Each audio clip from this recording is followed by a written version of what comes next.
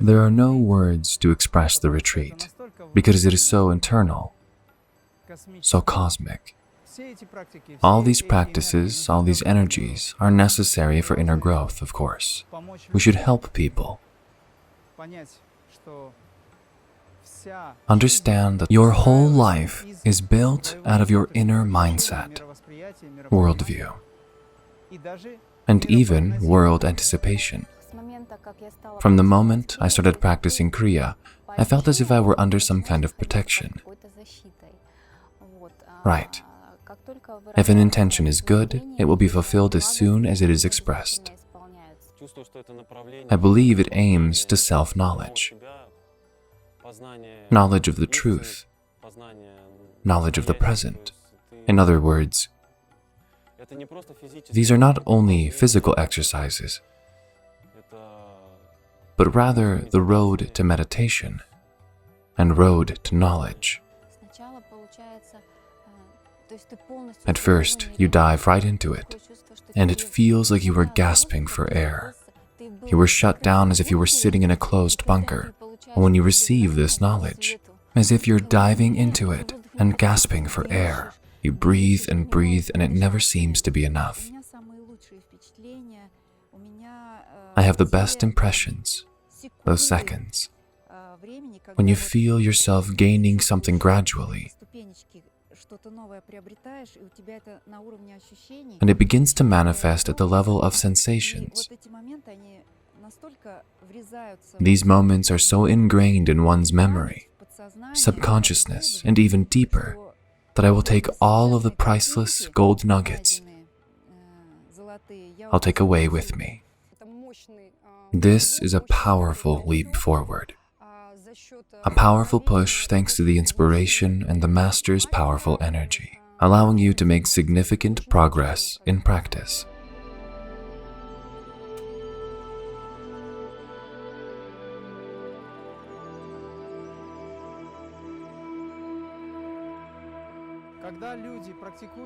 People who practice want to accomplish a lot.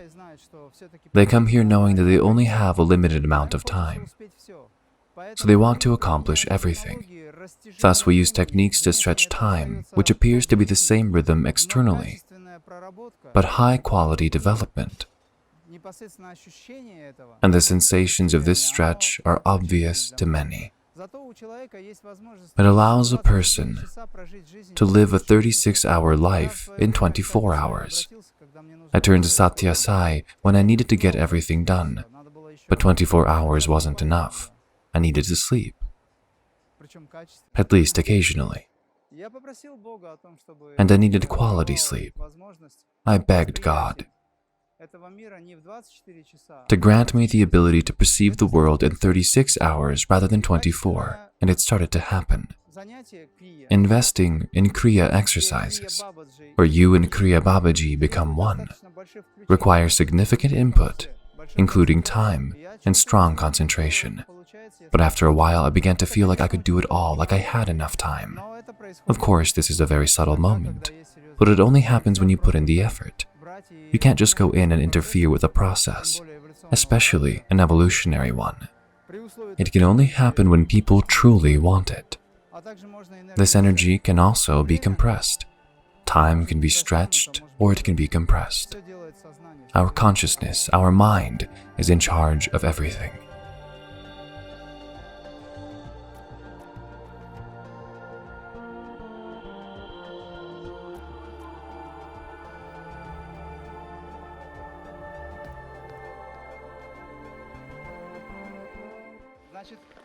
When you walk and put your foot down, your foot is linked to your consciousness. Your consciousness places the foot down while you receive an impulse from heaven and earth. You keep moving forward because you're always being connected.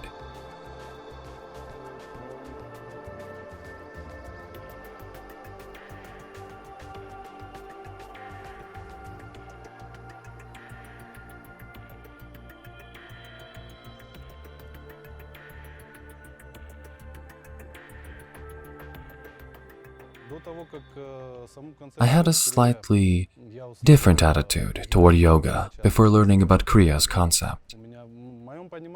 Yoga, in my mind, was people doing exercises on a mat.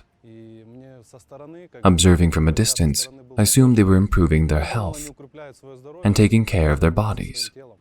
And I had no idea that there was also some internal work going on. I was taken aback when I arrived in Kriya and discovered all of this internal work. I first learned about Kriya Yoga in 2000. No, not 2000.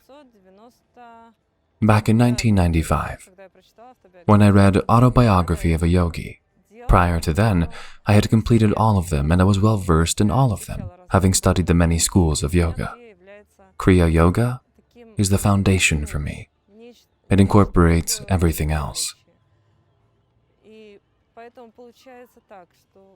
As Master says, when I'm doing my regular activities, apart from practice, it also feels like Kriya to me. For several years prior to Kriya, I practiced some basic meditations and different ways to level up. I would search for practices on YouTube, and if I liked what I saw, I would just start doing them. Inside, it felt like this. Although I was aware, it felt like it was right, but not quite right, not quite what I needed. I was always searching. I had various experiences, practices, some trainings, and read countless books. And all of this resulted in a specific outcome. Most importantly, this established a solid foundation from which I can let Kriya Yoga into my life. I've spoken to some people here at the retreat who have a wealth of experience prior to Kriya Yoga, so they have some other traditions. They also inquired as to whether I had previously practiced anything else. I replied that I didn't, and they all complimented me on how fortunate I was to have found my way straight into Kriya. They claimed we'd been here, there, and everywhere, and you came straight here. Wow, you're lucky.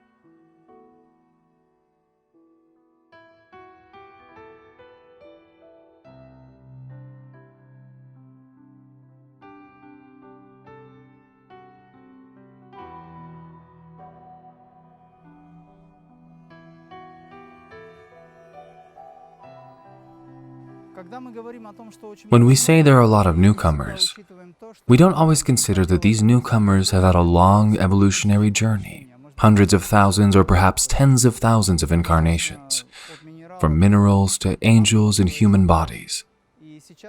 And now, having launched on the path, they have realized their very rapid breakthrough. They perceive it. It doesn't take long. Kriya is essentially a step, an outpost into space, a foundation, when I mean spiritual space. Consequently, you must accept these newcomers are very ancient souls. They appear to know nothing, yet the quality of their soul, the obvious knowledge within them, leads people to awaken, and this knowledge to emerge. Another point to remember, and something that we should always remember, is that we are created in God's image. As a result, it's essential to note that those who arrived the first time have returned. Kriya is granted to individuals who have progressed to the final degree because we now have the ability to cease the incarnation process.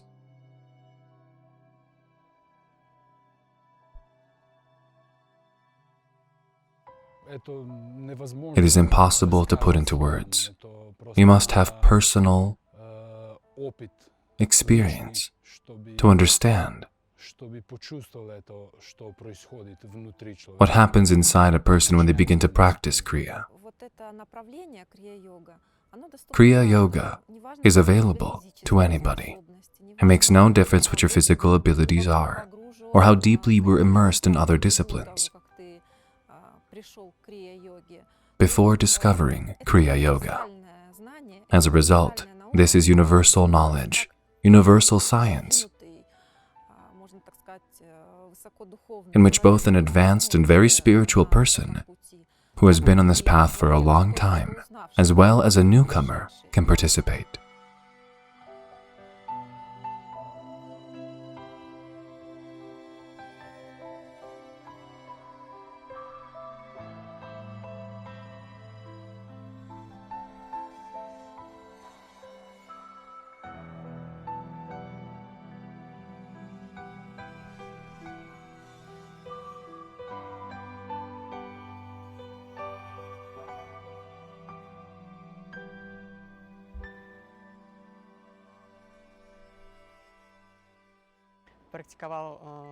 I tried everything, different styles of yoga, since I felt there was something within them, from Yoga 23, Kundalini, and Ashtanga Yoga. But I couldn't figure out how to get a clear, streamlined method that I could aspire for in my life. Around that time, I traveled to India and studied Hatha Yoga, which provided me with a system structure. However, after practicing Hatha Yoga, I saw that it is a useful tool, but I was also conscious that the practices were more physically oriented, and the work was primarily physics-based. Although the scriptures state that this is also the major objective of these practices, it is also more profound. Nevertheless, in the modern world, everything is portrayed more on a physical level. In comparison to other practices, I immediately felt this great effect of spiritual development. When I met Master Imram and learned about Kriya Yoga, the spiritual and mental development that I have, I saw in Kriya Yoga. I read Autobiography of a Yogi, and now when I talk to the guys, I realize that it is vital for me. I have something to strive for, and my soul yearns for it. I saw that in Kriya Yoga, and it's a huge aspect for me.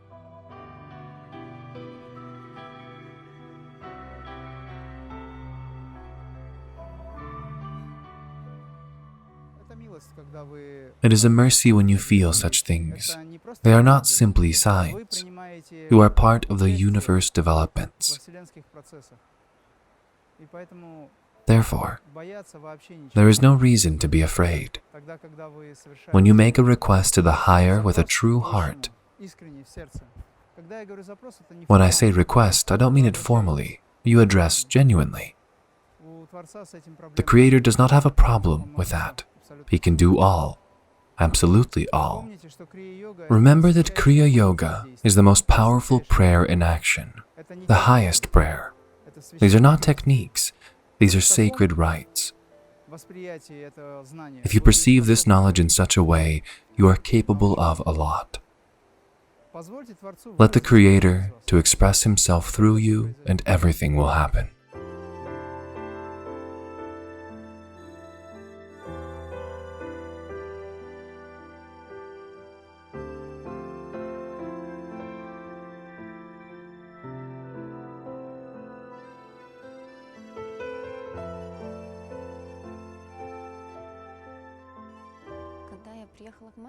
When I came to see the Master, I didn't know him. I knew nothing about Kriya Yoga. I had no idea how any of this worked. What was I tempted by? It just happened. I came across the book by Marshall Govidan about Babaji. After finishing the book, I simply turned to Babaji with all my heart and asked, "Please assist me. I need practice. Because what I have in my life does not seem to be enough. Because it feels that you already have everything, that you have all at the material plane, that you have a family you want for nothing, a property or cars.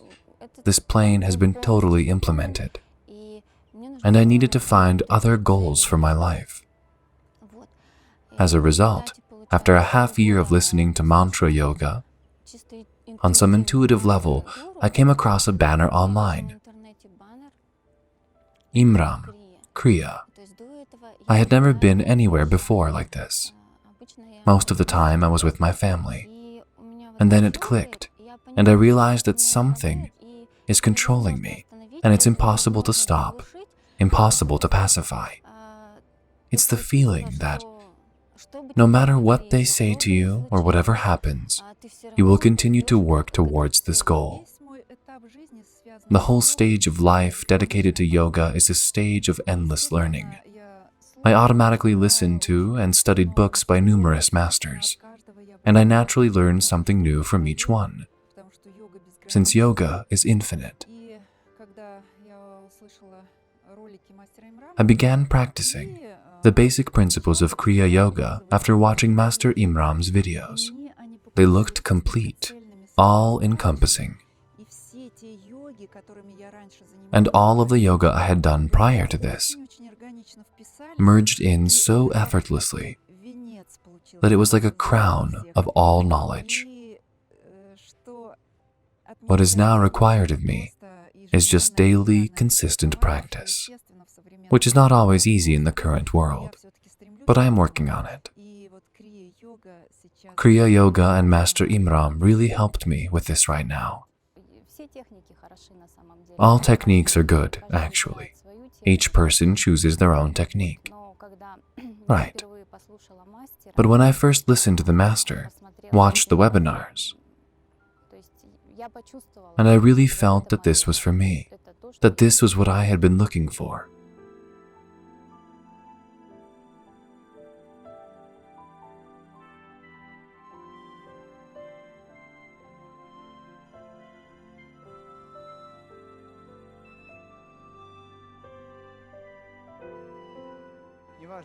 It doesn't matter if you practice alone or together. Ultimately, you know that these states are there inside you. Of course, you've got to work.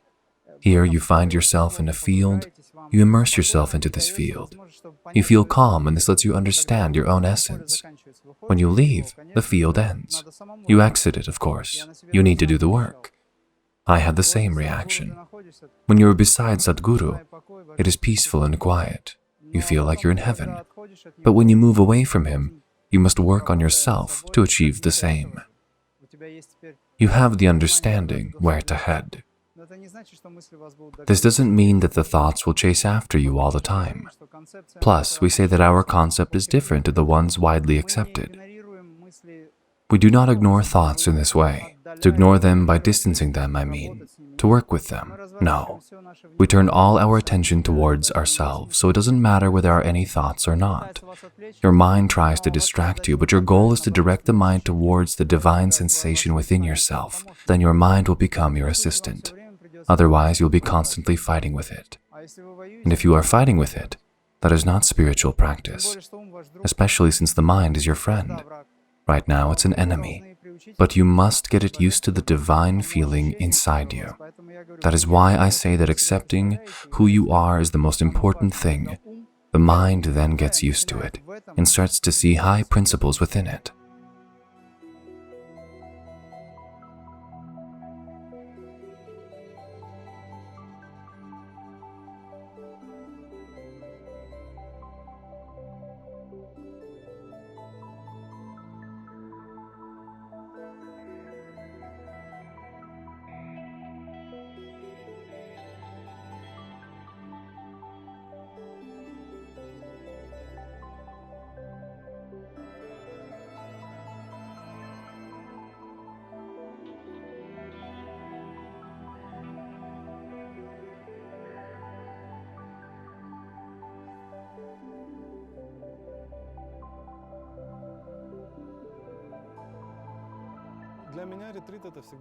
The retreat is always something new for me. To be honest, sometimes you think to yourself, yes, I already know this. But there, yes, we already did this. Well, what can be new in this retreat? We have visited it so many times, but you still want to go, just like the first time. Something like this always attracts you. And when you arrive, you'll be reminded that this is a new experience, a fresh experience that does not end, it does not continue in the same way, but it might continue endlessly. It's extremely important to me. Of course, retreats are very important to me. That is, it has already been a part of me. I arrived here with my family, my parents and my children. Right, the 3 generations like a family. Everyone loves it. My children and parents are happy, and I am happy too. Right. It is nicely organized. The event itself, the retreat itself. You know, our spiritual training. I've already mentioned that I don't have enough words to express how great this event is. And it's difficult to explain because I'm living through it right now. It might be easier to explain later. But right now, you are in such a spiritual, very elevated level that you feel pleasure and enjoy the event. It was an extraordinary tour, absolutely amazing. incredible. Also, the extraordinary beauty of nature, the beauty of the people who walk together. I didn't even know where we were going.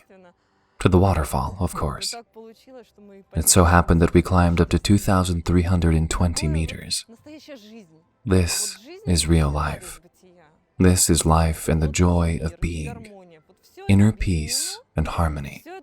All this is united and all this is the retreat, some sort of integrity. We are all friends who are taking part in the retreat. Not just friends. This is the brotherhood of mankind. And it brings us together. It fills with joy. So, with these words, I can certainly state that inner harmony and tranquil joy, it's about the retreat. Basically, the retreat has passed. In fact, I don't want it to end. It's very nice being here. You practice, you feel a spiritual personal growth. Yes, and at the same time, you are resting. I'm still able to work. Really. I mean, heaven and paradise, it turned out like this. Of course, I understand that we live in a social world, that we have a lot of activities, that not everyone can come. But you should definitely attempt to get here. In general, I'm fairly certain of this. I enjoyed the tour at this retreat, and I liked the practice in the open. But each retreat is different. And this retreat has made me feel more at ease, because it doesn't matter whether you're in practice or not, whether you're sitting in the room or not. You have certain processes going on. You are becoming closer to yourself. I mean, you are more aware of your higher self. Although I don't feel anything for the entire group, despite the fact that I generally have some type of unifying energy. I simply love and hug everyone during the retreat. It's just how my heart works. I mean, I recognize as if everyone who attends the retreat is a member of my family. Because this is a powerful breakthrough, such a powerful push due to inspiration. And thanks to the Master's strong energy, significant progress is made in practice. That's why it is essential to attend such events, as they are incredibly powerful and energizing. You meet many like-minded people, make friends, practice, and communicate with the Master, which is also very essential since he delivers subtle moments and answers questions that are relevant right now. This is an invaluable experience. It's impossible to describe it. I simply told guys that it had to be felt, that it was all beyond the mind, beyond what words could express. It's just like another level.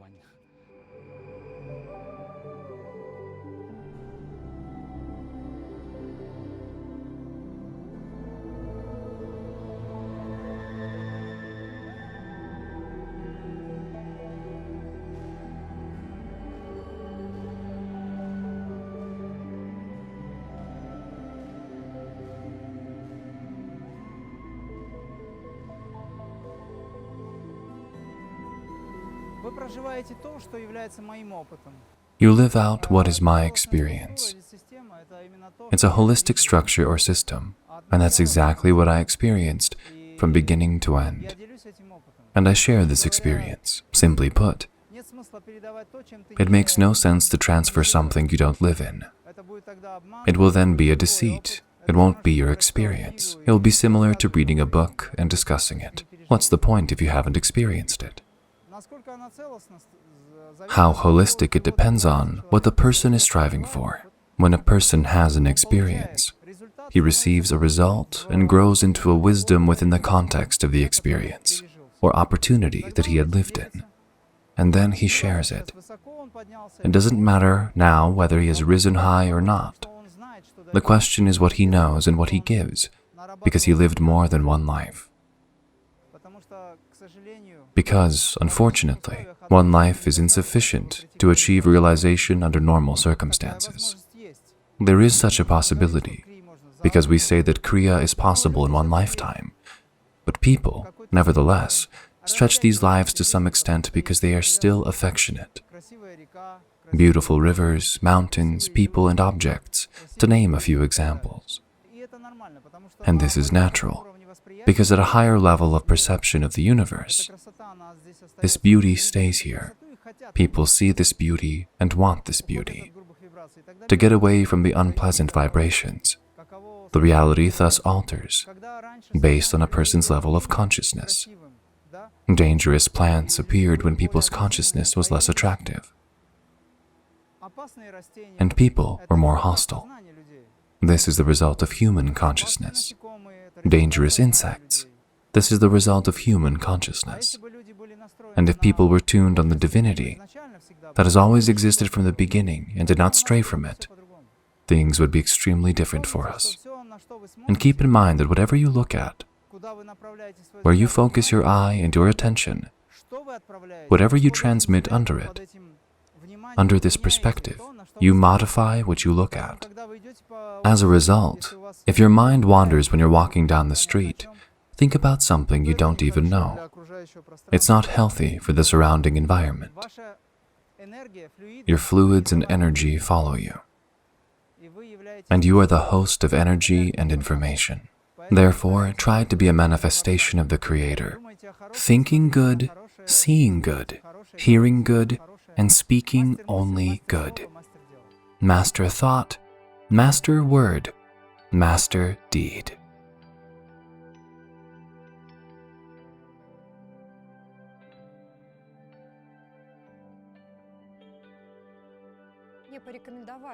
I was recommended to watch the Master's video, and when I did, I realized I had found what I'd been looking for a long time.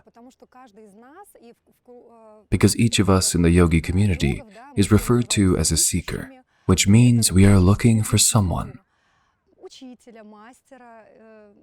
a teacher, a master. Of course, this is a crucial time for us. And it wasn't until I viewed the Master's video that I realized that I found it. Everyone is looking for it, but I have already found it. It was a great joy for me. My attitude toward him is definitely evolving, morphing with practice, certainly. An attitude of great regard. An attitude toward a person who is a conductor of high knowledge. And this knowledge is presented in the simplest possible way.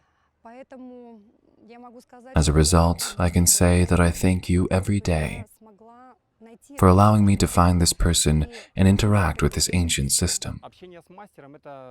Communication with the Master is a very interesting experience. His presence exudes a sense of unconditional love for the world and complete trust. Trust in people, as it were. In certain cases, that happen to you. What happens to you in some situations that are sometimes absurd? You don't expect them. They just happen and you accept them.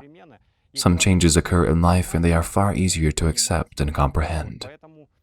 As a result, it is highly engaging to communicate with the Master. For the first time, I'm communicating with someone who has a genuinely open answer to any question. And this answer urges you to write it down. Recall as much as you can. When we first met, I thought of him as a musician in general, rather than a yoga practitioner or master.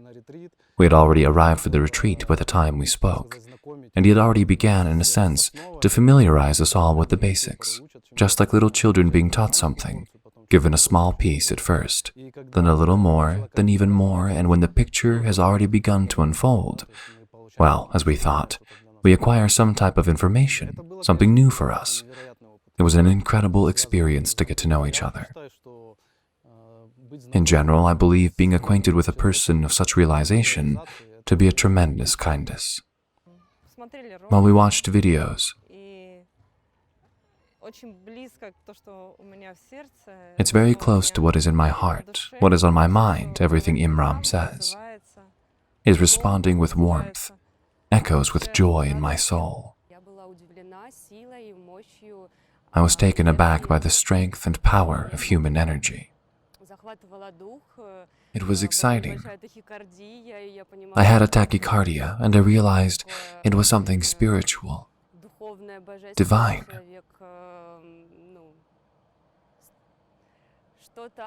Something emanated such strong power and energy from him that all I wanted to do was watch and be silent. Of course, when I first came, I wanted to comprehend it all, that this was Kriya, what the Master said. I can only say that I didn't entirely trust, but when I entered the retreat,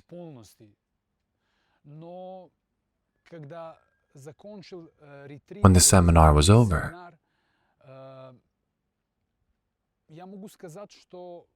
I could say I didn't quite understand what was going on.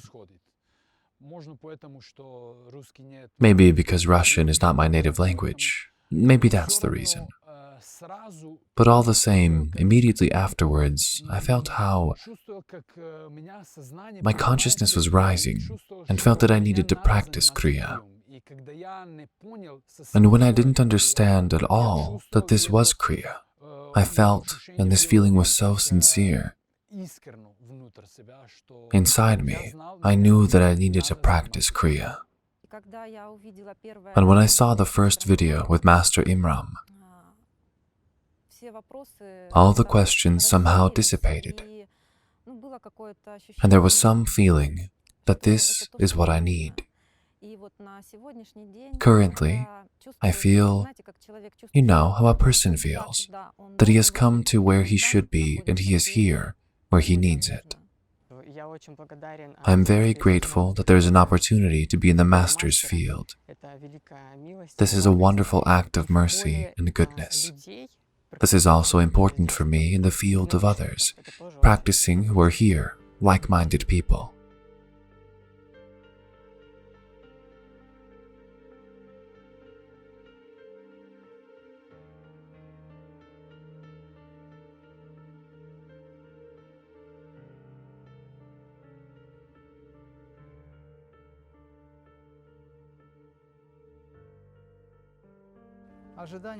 The expectation must be present. You must believe the Creator. Not only believe in Him, but believe the Creator within yourself. Believe this, Master. Expectation means striving forward to oneself inside, to Him, unity with Him, not just passive expectation, but aspiration. And this expectation should look like this. I believe that He will manifest Himself in me. I ask for this constantly. I want this. That's when it will work even better.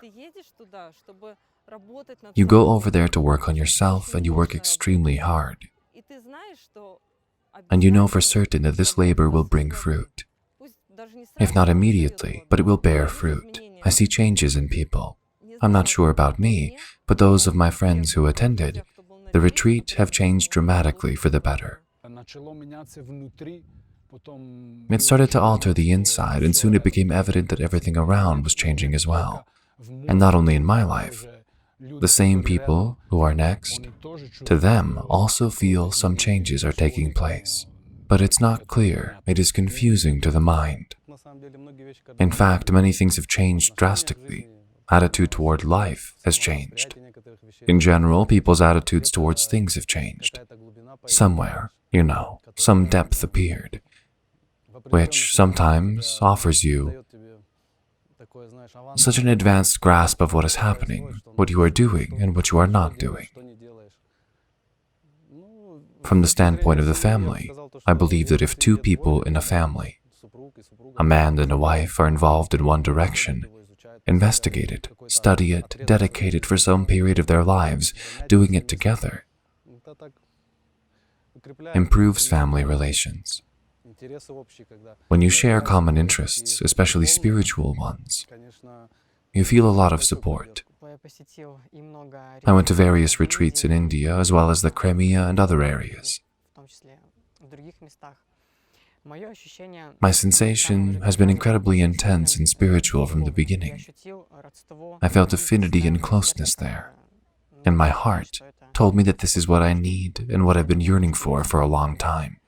And as I learn and grow, in this process, I attend retreats and seminars, but at each retreat, I sense a surge of new energy, new knowledge and experience.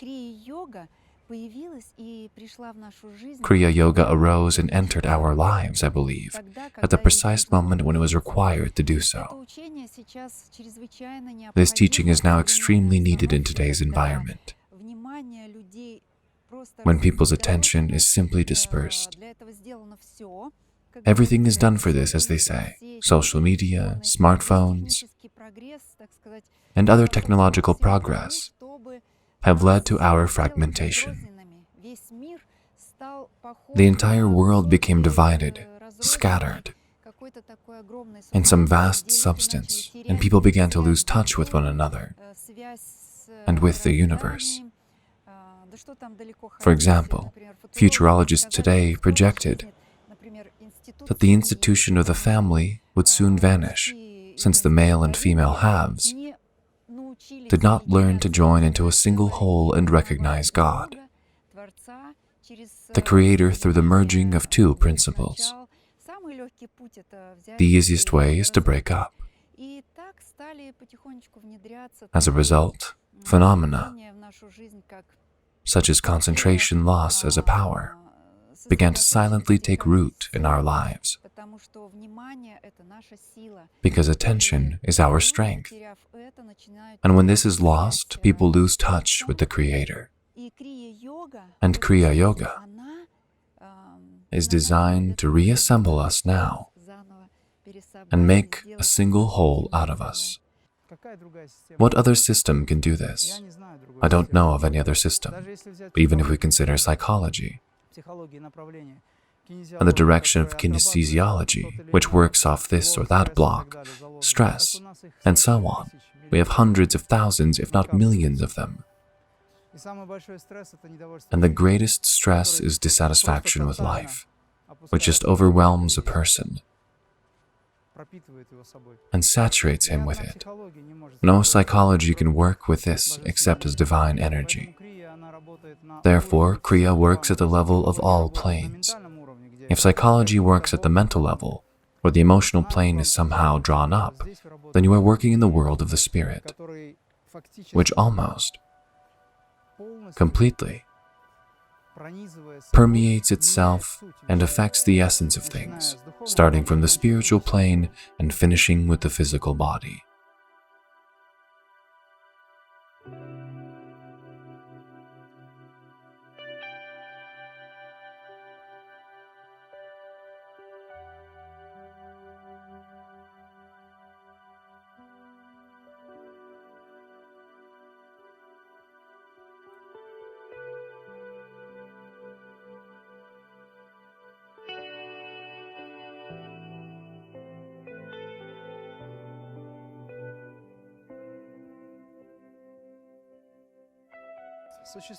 There are different levels of initiation. All retreats are dedicated to the Holy Spirit. We dedicate all retreats to Babaji the Immortal, Sai. We dedicate all our retreats to our higher self, absolutely, unconditionally. However, the quality of a retreat, or some of its shades or elements, such as not too lofty goals, can or should be directed depending on sensations, on one or more qualities of development in a person. Let's say we're talking about what people lack. The idea that they aren't bound by their bodies. To believe that you are not restricted by your body, you must work with it. Thus, not a very lofty goal is, I am energy, or I am the higher self. To improve energy structure, channels, to learn how to manage the life force. I mean, there are different options. And by the way, they are repeated to some extent at all retreats. But the big goal is the same. Of course, we help people to advance during the retreat. That's what it's for. But you need to remember that someone is always following you. And when you perform an action, you must remember that those who follow you, they take an example from you. Accordingly, those people who did not get to the retreat, they rely on your personal experience, follow you and say, Vidyanath is probably like that. We also want to be like that. They take a cue and are inspired. Next time, this inspiration might let them in. It's all karma, causation. You failed to attend the retreat due to unforeseen circumstances, but 100 others participated. They are also involved in this karmic relationship. But they could attend the retreat, some couldn't. The power of aspiration has no bounds. You must believe in something that you cannot see and cannot feel. If you believe it, you can shape it, and it will come true.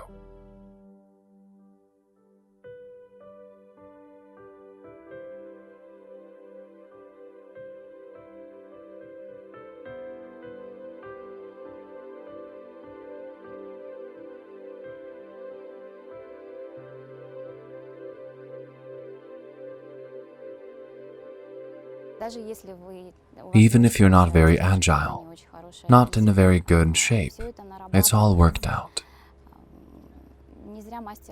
The master is right when he is saying that work is being done directly with the brain's neurons. Everything is indeed in our brain. Guys, if you want to come but are scared or question yourself, don't be scared. It's worth a shot. I believe that this is universal knowledge that is available to anyone. Yes, this is a serious science, but this is precisely serious science that requires only your will and attention. And it begins to open before you like a lovely flower. It may appear incomprehensible or complicated at first, but as you begin to learn it and gradually delve into it, it gets more and more beautiful. I can repeat this once-in-a-lifetime opportunity for the people who are sort of looking at it, thinking to give it a try or not. For those who see the master on the internet for the first time, see him live. There are no identical retreats, no identical conditions. And it never happens that everything goes according to plan. Because there is always a condition before a retreat, in which you have already authorized everything for yourself in this life. You have made up your mind, you know that that's the way it is. It's completely different. And when you get here, you enter a state in which you know nothing. And all your previous experience is turned upside down. And you're starting your life again. I mean, you have a new experience, have other sensations. I believe that everyone here will find a place for progress. In terms of the retreats I went, I noticed that the only individuals who came were those who had done nothing before, at least not in these incarnations, as they thought, and who had a lot of experience. Both of them have identified a space for themselves, but they can grow and make meaningful progress in their spiritual growth.